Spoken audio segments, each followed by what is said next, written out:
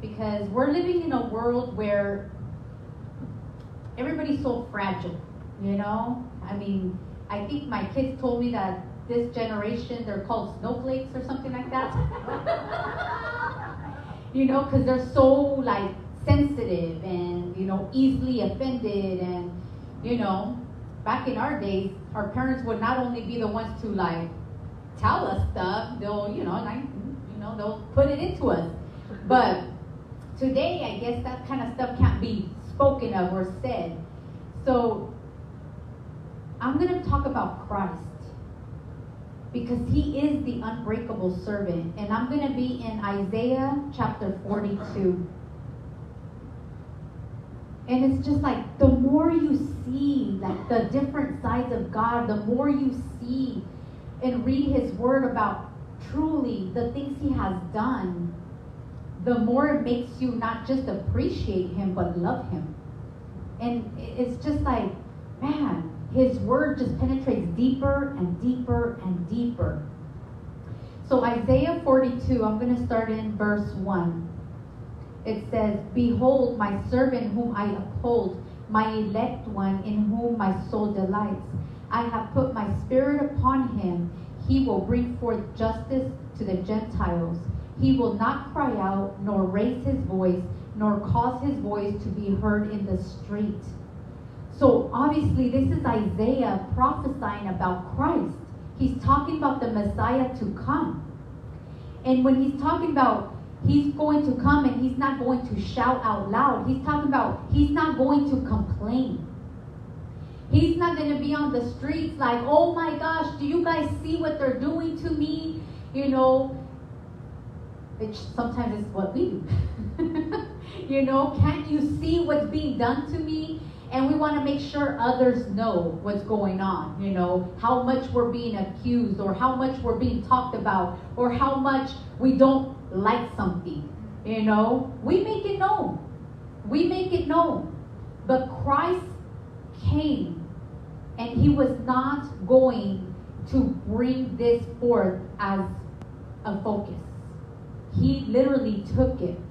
Verse 3, it says, "A bruised reed he will not break, and smoking flax he will not quench. He will bring forth justice for truth. He will not fail nor be discouraged till he has established justice in the earth, and the coastlands shall wait for his law." He will not break. He's talking about he will not be disturbed or be separated from his course. That means his purpose.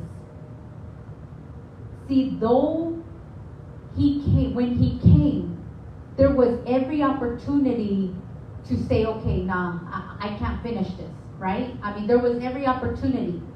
Even when Pilate said, "Don't you know that I can, you know, like do something?" He said, "No, you don't have that kind of power. If I wanted to, I would bring legions of angels to my rescue."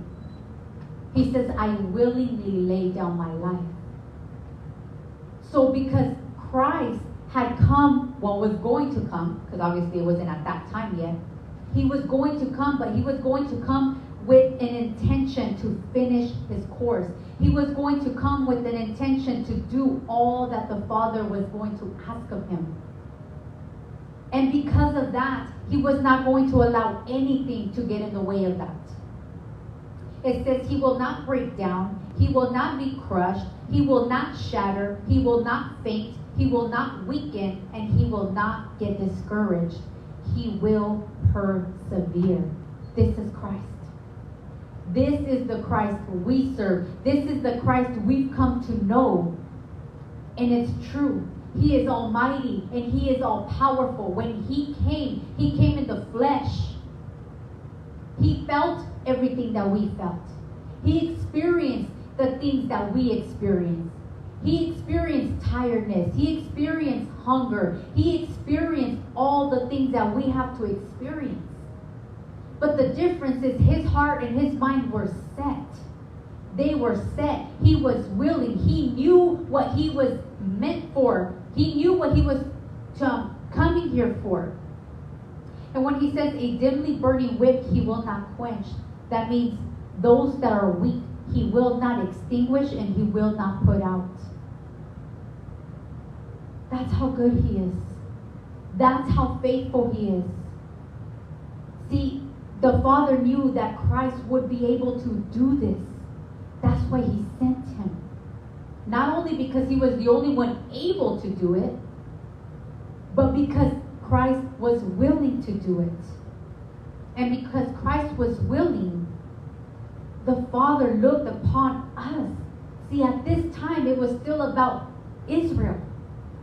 But see, God was already thinking ahead. God already knew, I'm going to save the world. I'm coming for the world, not just Israel. I'm going to come to open it up. But because God, the Father, gave Him the Spirit, He was able to accomplish the whole task.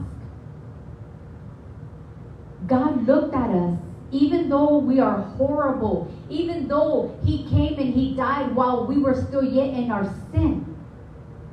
He saw the dim light in the world, and He was willing to send His Son to have mercy on us.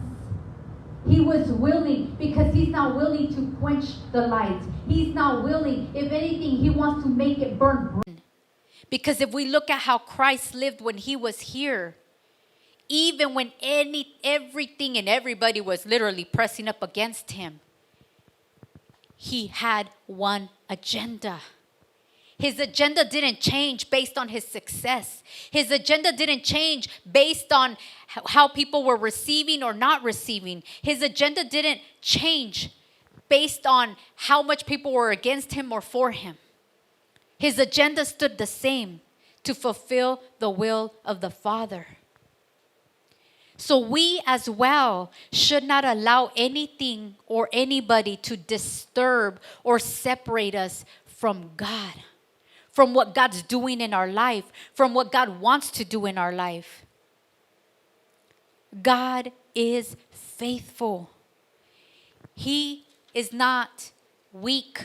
That means we're not weak. He will not break down. That means even in our breakdowns, we get back up, because we have breakdowns. We have breakdowns. But we're not crushed. We're not crushed. And when we're discouraged, He comes and He fills us with encouragement once again. See, He's not going to allow us to be shattered to the point where we can't get put back together. If you feel like you're shattered and you feel like you're in pieces, guess what? He is in the ministry of reparation, of restoration.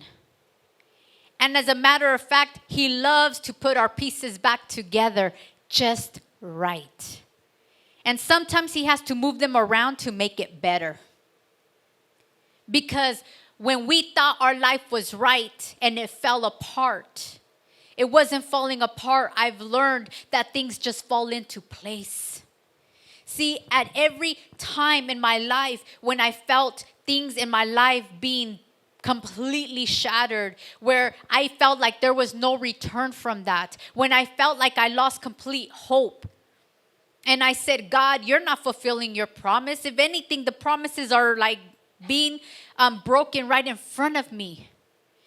But because I kept going forward and I kept going forward, I didn't listen to the lies. I didn't listen to my heart. I didn't listen to my mind.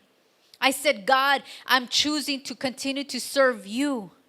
Before I knew it, all those things that I thought were lost were not just there, but better. They were better. Because I had nothing to do with it. He did it. I wasn't part of it because I lost hope. But because I said, God, I give it to you. I don't want nothing to do with it. Help my heart to release it. Help my heart to bless you. Help my heart to still just seek you in spite of. In spite of. God, whether you bring it to pass or whether you don't bring it to pass, you're still good. God, whether you do this or whether you don't, I'm still going to serve you. And because that was my heart, God did everything He said He was going to do. And more. And more. Verse 5, it says, Thus says God the Lord, who created the heavens and stretched them out, who spread forth the earth and that which comes from it, who gives breath to the people on it, and spirit to those who walk on it. I, the Lord, have called you in righteousness and will hold your hand. I will keep you and give you as a covenant to the people, as a light to the Gentiles, to open blind eyes, to bring out prisoners from prison, those who sit in darkness from the prison house. Listen to that. He's talking about Christ. The Father called Christ to be the Redeemer. He called Christ to bring the new covenant.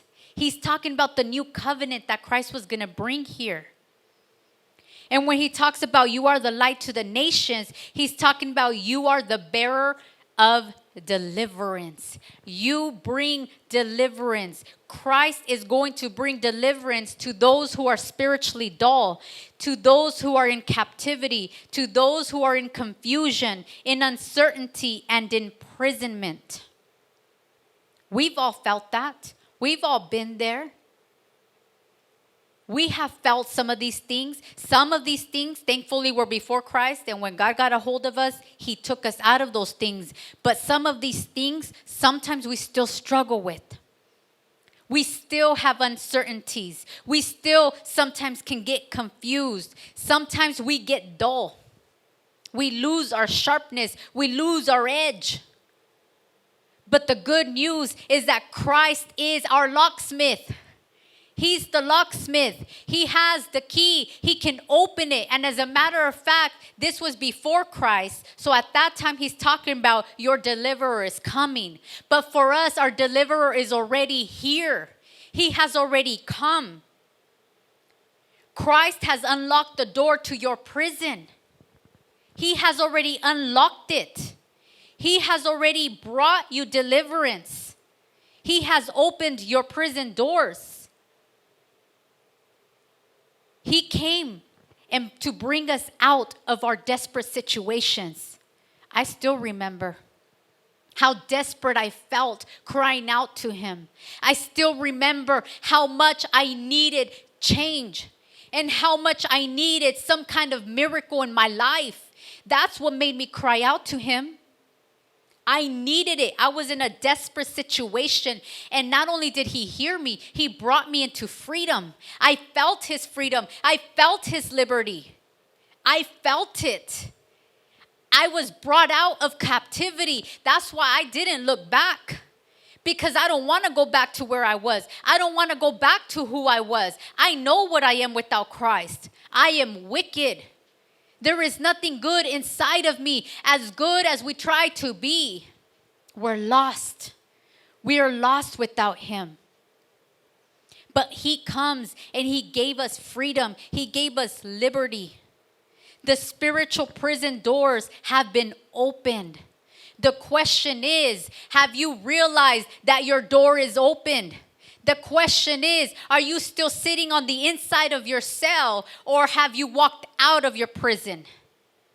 Because the doors have been opened. You see those people where they're so much in captivity. Even when they have freedom, they don't know how to act in that freedom. They don't know how to receive freedom. Because they're so used to being in bondage. They don't know anything else.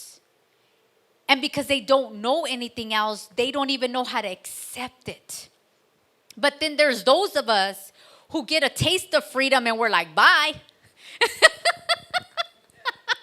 We're the ones shaking the doors open. We can't wait to get out of prison.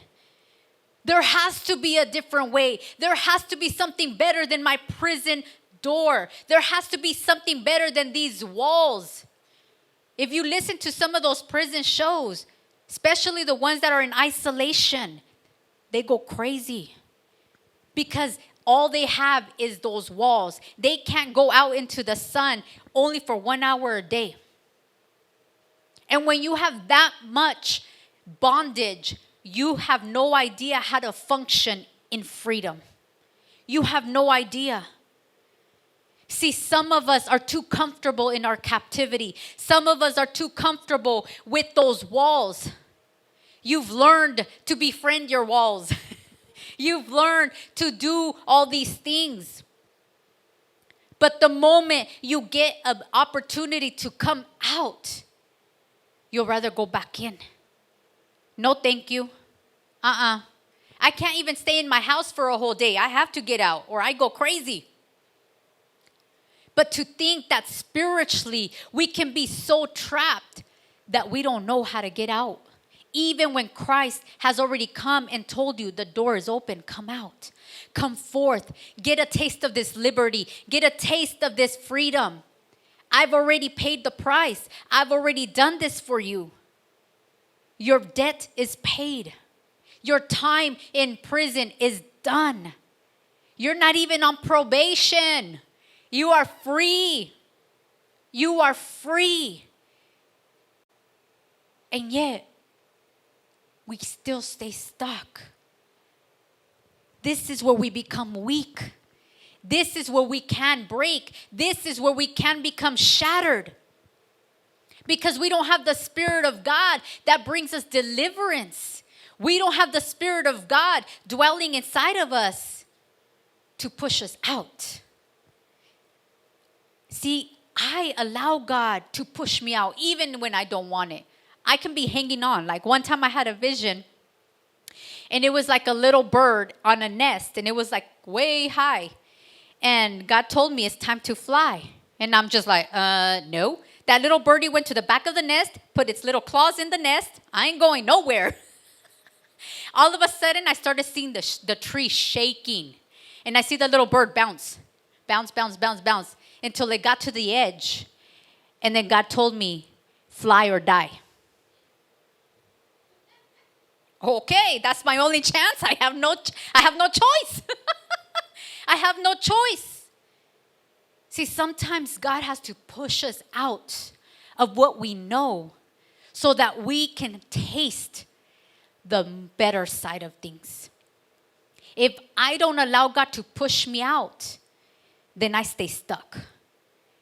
And because God has pushed me out, sometimes unwillingly, sometimes willingly, but because I've allowed God to do that, I've tasted of greater things. I've tasted of His greater, just His presence.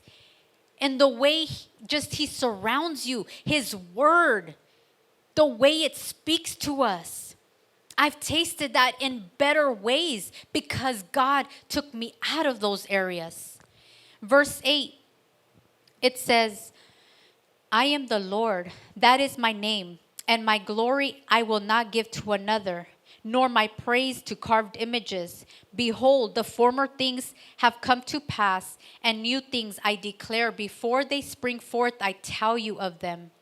Sing to the Lord a new song, and His praise from the ends of the earth. You who go down to the sea, and all that is in it, you coastlands, and you inhabitants of them. Let the wilderness and its cities lift up their voice. The villages that Kedar inhabits, let the inhabitants of Selah sing. Let them shout from the top of the mountains. Let them give glory to the Lord and declare His praise in the coastlands. The Lord shall go forth like a mighty man. He shall stir up His zeal like a man of war. He shall cry out, yes, shout aloud. He shall prevail against his enemies. I have held my peace a long time. I have been still and restrained myself. Now I will cry like a woman in labor. I will pant and gasp at once. I will lay waste the mountains and the hills and dry up all the vegetation. I will make the rivers coastlands, and I will dry up the pools. So here God's talking about He alone deserves all the honor for all His work. All His work. He does not share His glory. He does not share His honor with anything else or anybody else. If we put anything before God, that is our idol. See, before it was carved images. And you know what? I'm realizing that today, those carved images are coming back with a vengeance. They are so huge. We have people that have like 3 different gods in their house and all these different things, you know, and they're actually doing incense to them. But yet, They have forgotten all the work that God has done. God deserves the honor.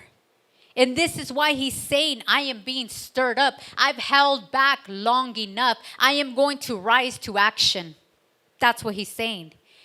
And today we shall see God rise to action once again. When? We don't know. But he's going to do it. His word says it. His word says he's going to rise to action once again. But God talks about he's the one that created all things. It's him that deserves the glory. Verse 16. I will bring the blind by a way they did not know. I will lead them in paths they have not known. I will make darkness light before them and crooked places straight. These things I will do for them and not forsake them. He's saying he will lead us and cause us to walk in places that are made possible by him. Has a door ever been opened to you that you know there was no other way except God? This is what he's talking about. He's going to make ways where there is no ways. He's going to make ways where it was only him that made it possible. And he's going to lead those of us that were dull or blind. And he's going to bring us sight. So those of us that he's leading out of captivity, those of us that he's led out of captivity, he's going to sharpen us. See, this is why we need his spirit, because when we are becoming dull, his spirit comes and sharpens us. When we are allowing God to work in our life, he uses others to sharpen us. When we're in his will and when we're blind to something, God makes it plain as day. When we are asking him, God, show me what to do. Show me what is right. Show me where I should go and where I shouldn't go. Where I should be and where I shouldn't be. How I should act and how I shouldn't act. I need you to show me, God, because I can tell myself that that's good. And all along, I'm messing somebody up, But I'm like, well, it wasn't that bad. Next. And God's like, no, that was not love, and you need to get it right.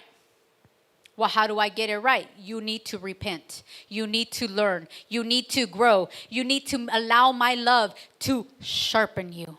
Because when it's my love working in you, you do what is right. You don't do what you want and call it good.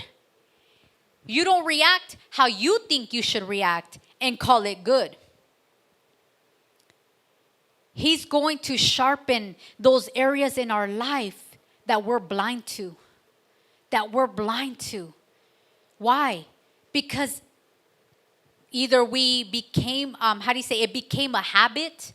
It became something that we do without realizing. Those issues stem from things that happened to us in our life, things that happened to us in our childhood. We get adapted to certain things, right?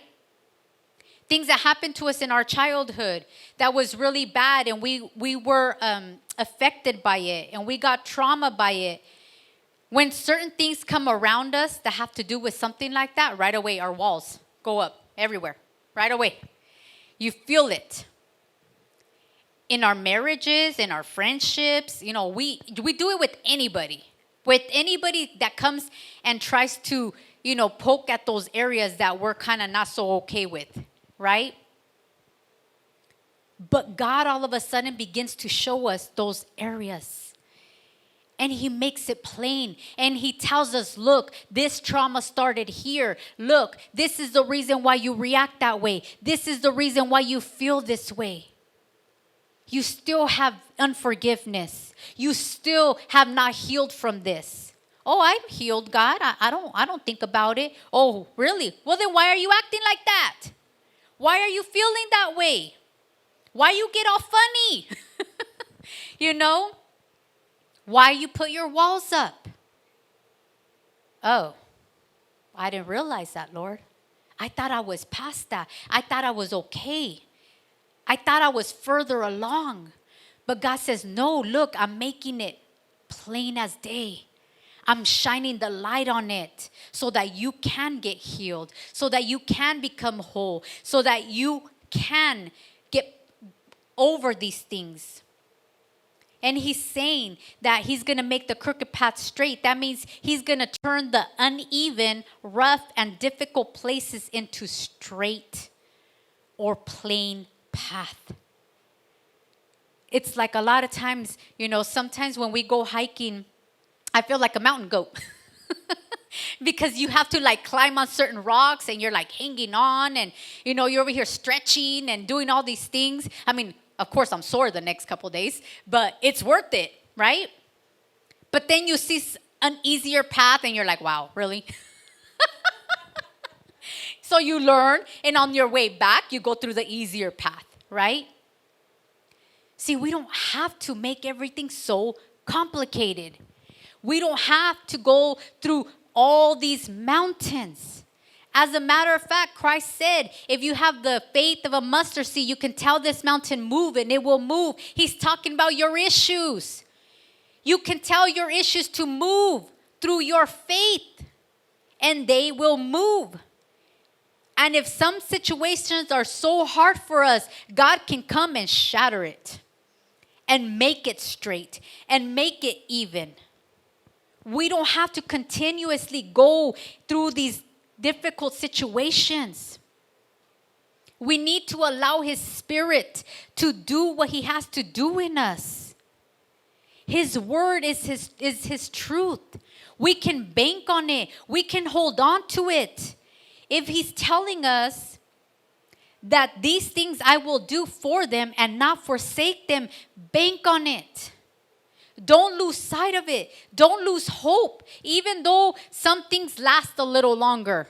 Some things seem to take a little bit longer. Don't give up. Don't break. It's like there's this movie. It's a true story. It's called Unbroken. It's one of my favorite movies. It is powerful. And it's a man who told the Lord, if you save me, I will serve you. But he went through some hard things. But he did not break. He did not break. See, some of us have gone through some hard things. But it doesn't have to break you. God is able to break that mountain in front of you. God is able to break those things. You can break it. It doesn't have to break you. If you have faith, if you continue to keep your eyes on Christ, if you hold on to Him, don't allow these situations to stop you. Don't allow situations to weaken you. Don't allow situations to stop you from your purpose. Don't be moved. Don't be moved.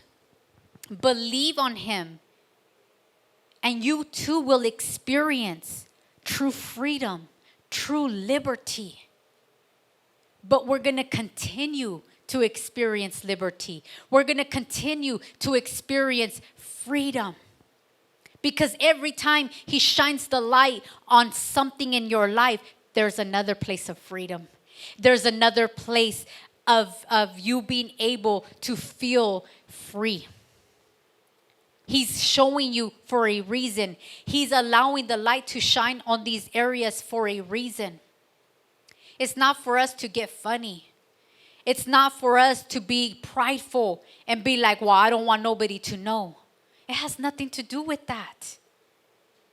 If we truly want transformation, it don't matter what we have to experience. It don't matter what we have to go through. I need this out of my life.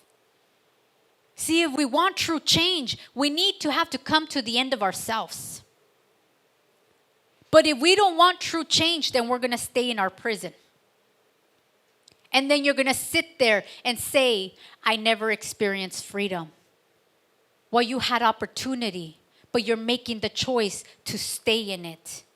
Because Christ already opened the door for you. All you have to do is come forth. Amen. My God, we just